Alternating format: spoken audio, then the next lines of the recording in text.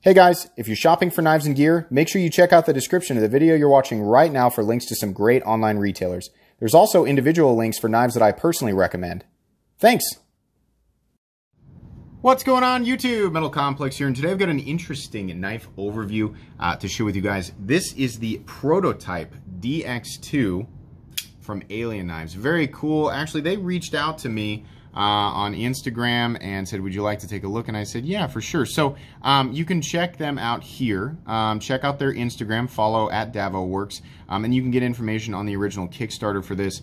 This is something where like the Kickstarter is done and people, you know, have picked them up. And then whether or not he plans to do more in the future, I'm not sure. But if you want to keep updated on this knife, right, you want to make sure you know what's going on, then, you know, this is the best place. Follow him, and then you can check out www.alienKnives.com. As you can see here, it says DX2 prototype, hand ground S35EN blade. That's interesting. Black G10, and then it was created in August of 2020. So that's pretty cool.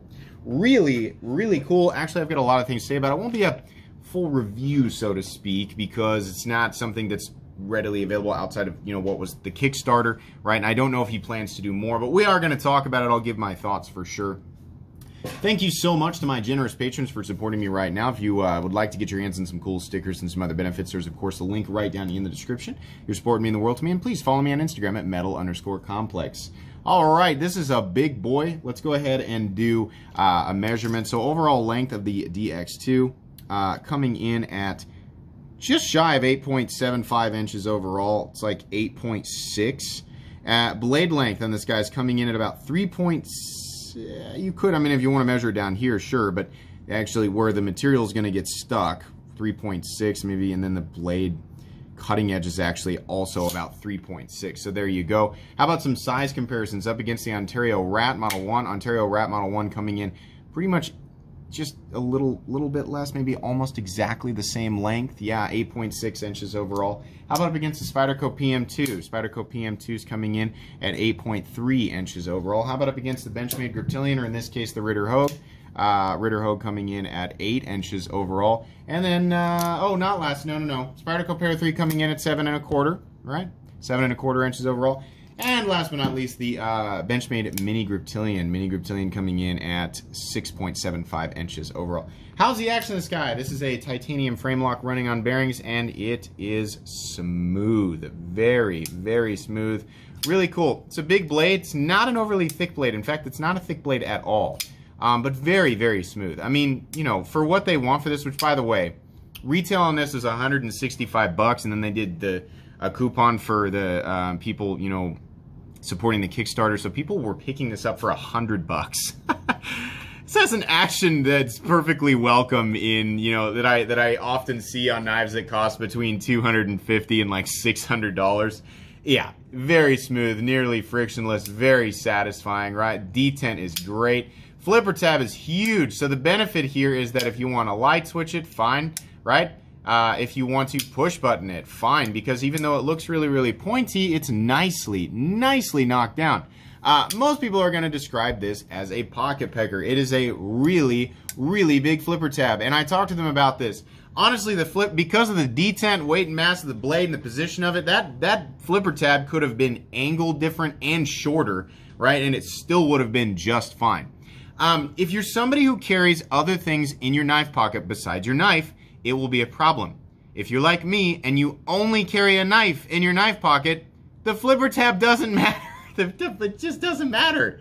The length of it doesn't. So think about what your carry preferences are and whether or not that's actually going to affect you. But yeah, truthfully, flipper tab could have been less pronounced, but action's great. No double clutch, very comfortable landing zones, right? Plenty of room to keep your hands off of the lock bar so as not to create unnecessary pressure. Fantastic. Very satisfying too. Makes an awesome sound. All right, let's do thickness. Up against the Spyderco Para 3. You can see here that this knife is actually thinner than the Para 3. That's impressive because this is a tall boy for sure, right? Now, length and height up against two knives that have awkward carry profiles and nobody ever complains about, Spyderco PM2 and Para 3. You can see here that we are both longer and substantially taller than both because of the profile of everything, right? This knife is not thick, but it's tall. It's very different than the knives that I generally review on this channel. So if it bothers you, it's going to bother you in a different way. If you have narrow or skinny pockets, right? If you carry other things in your knife pocket besides your knife, yeah, it will definitely bother you. Or if you're just used to carrying smaller knives, or if you can't carry larger knives because of where you live, right? Then it will bother you, right? But it's a different type of, it takes up a different type of space in the universe than what I typically, usually it's thickness and overall weight that causes the problem, but that's not the case here, right? So it might bother you, it might not. Let's go ahead and do a measurement of the blade stock here. Let me zero this out, sorry about that. Blade stock thickness on this guy coming in at 120 thousandths. Very thin considering how much blade we have, right? The blade has a huge flat that carries out about 70 to 80% the length of the blade. Drops from here, but has a pretty aggressive hollow grind and gets stupidly thin behind the edge. We'll talk about that here in a sec. Let's go ahead and weigh it. We're looking at a combination of titanium, actually unmilled titanium. You can pick up my flashlight down in the description. Unmilled titanium. Oh, no. I'm wrong. I must have always been looking at the liner. There is milling on the inside of the titanium, which is why it gives it this very confusing lightweight feel for how much knife this is, right? So it's 5.26 ounces, but I'm telling you, because of how big of a knife this is, how much blade, how tall it is, I mean, when I went to reach for it, I always feel like it's going to be heavier than it is, but it's so much knife for not quite as much weight as you would expect. It's still more weight than some people want to carry around, right? Is that right? I'm so thrown off by this. Hang on. Let's make sure I was on the right thing here. Ounces. 5.19. Okay. All right. So if you're used to carrying knives like the Para 3 lightweight or the Benchmade bug out, right? This isn't going to be your cup of tea. If you like larger knives or taller knives specifically, right, you might like this. People who carry the sheepdog around from Kaiser, or if you like the Praetorian T, this might be your cup of tea. I didn't mean to say the same word twice. But yeah, smaller, skinnier knives, or if you wear thin pant material or light pant material, this isn't going to be your thing. If you walk around in jeans and you only carry a knife in your knife pocket, right, and you can legally carry this, this isn't going to bother you at all. So don't get hung up on it. Let's go ahead and do a hardware check. Get out my tools here. I have expensive and inexpensive tools that you can check out right down in the description. I think the pivot's T8. And honestly, I think the body screw is also T8. Let's try. Oh, it's bigger than that. Well, is the body screw T8? Yeah, the body screw's T8. I think the pivot's a T10. Hang on here. Powerful magnet in that Scout titanium bit driver. There's our T10 right there. And the pivot is absolutely a T10. Bravo! T10, T8, and some T6 on the pocket clip screw, so you don't have to take that out. And that's it! Wonderful. I love minimal hardware. There's plenty of hardware there. The standoff is going to be plenty for structural integrity, right? Unless you're using it as a diving board, and that doesn't make any sense, so I don't count that. But yeah, T10 pivot and T8 body screw. Heck yeah, I'm on board with that. That's awesome. All right, so let's talk about the anatomy of the knife here. So we have, excuse me, I'm going to wipe this off. We have G10 peel ply texture G10 front scale, which is great. Not aggressive peel ply texturing. Corners have all been nicely knocked down. No hot spots anywhere, right? Super comfortable. Lots of room. They have suggestions on where to put your hands, but if you decide to just, you know, be a nonconformist ergonomically, then you can put your hands wherever, and honestly, it's really comfortable. You're not that far from the blade, right?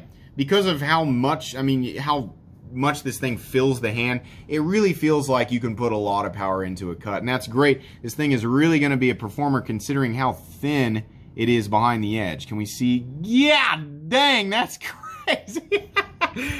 Big knife with plenty of material this way to keep the tip from snapping as readily as something like an Opinel. Yeah, I mean, that's awesome. And the finish on it's great. Very reflective tumbling, like their little alien logo. And then the other side, it just says DX2. This is S35VN, which is great. You're going to be able to make use of, the edge retention and corrosion resistance and a little more toughness than what you typically find in a stainless super steel. So that's great. I really like the blade. Don't be prying with it, for sure. But your cut test, all that belly, and so thin. Man, this thing is going to be a freaking laser beam for sure. Flipper tab, like I said, it's super obtrusive and, it's just huge. It'll catch stuff in your pocket. But it's shaped well, looks nice, knocked down, really comfortable. The engagement for the liner lock is great. You can see it's cut a little bit lower. Very comfortable to engage. And I can flip this all day, no problem.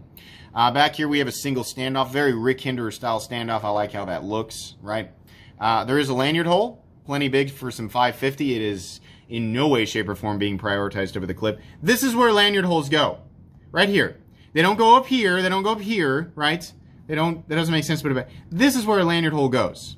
It does not need to be anywhere near this area. This is fine, right? If they have to be on there, it's fine. Thank you for putting that there and not up here. Pocket clip. It goes along with the design, kind of. It's a popsicle style clip that's got this curvature cut out to kind of follow the lines right here.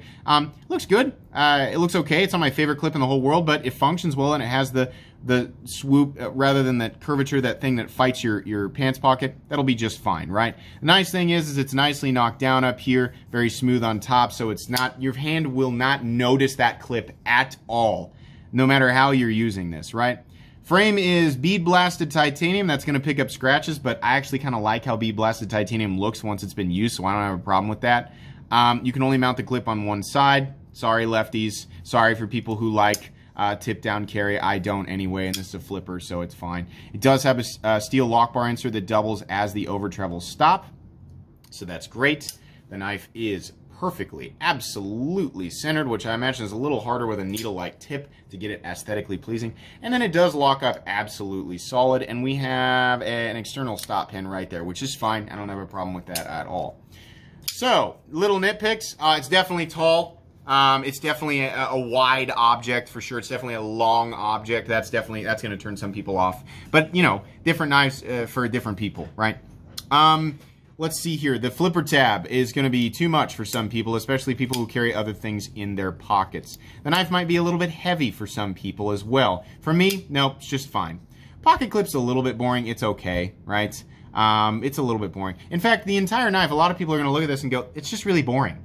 I like boring, and I like this construction. This is a construction that I'm very familiar with, and what I love about it is that it has very minimal hardware, and that edge is so thin, but it still manages to keep some robustness because of this massive flat, so you don't have to fear it being really weak or anything like that. The materials are great. Listen, what he wants for the price, listing this as a hand-ground blade. Holy crap. 165 bucks.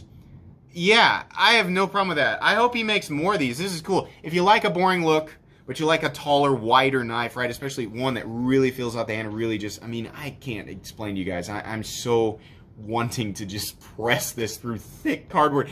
This blade would make such short work of heavy, thick cardboard. So much room for your hands, so comfortable. You can apply so much power to this area right here, and it's so thin. That thing is going to shrug off the thickest of cardboard boxes, the thickest of rubber, right? If you like to chop tires in half, right, with a folding knife, this is the one to do it with. Golly, and honestly, I stood up just now. I didn't even realize that I stood up. I love how that blade looks. I really like how that looks. This is just, it's such a cliche to be like, boy, this knife sure does, it just looks like it wants to go to work. But it does. This is cool. It's very simple. You have to be somebody who likes a simple aesthetic, right? But I think even people who don't like a simple aesthetic will appreciate the fact that this was a $165 knife. Yeah, super cool. I really hope they make more of these because this is a recommendable knife. It's a prototype, but I'm still going to put it on my most recommended knives playlist because I think this is great. They're not doing anything new or anything special in terms of the, the design, like the lines in the blade. Like what's cool about it is it's so tall and it's so thin behind the edge, right? but it's a titanium frame lock running on bearings, right? And it's milled out, right? We got a lot of those, but this is cool. It's a little bit different, and the price is amazing. Flipper tab, I think, definitely should be knocked down. That'll cater to more people. Other than that, I really don't have a lot of complaints. This is neat. Thanks so much once again for sending this to me. I'm really glad that I decided to check this out. Follow them on Instagram. Check out their website for sure. Also, follow me on Instagram if you haven't already. Guys, if you enjoyed this video, please leave a like. If you'd like to check out my other content, I do, of course, have lots of videos of knives that are either expensive or inexpensive that I do or don't like, so check those out. And if you enjoy all my content, go ahead and click on that Metal Complex logo right there and subscribe, because there's definitely more coming. Thanks again for watching, everybody, and have a great day.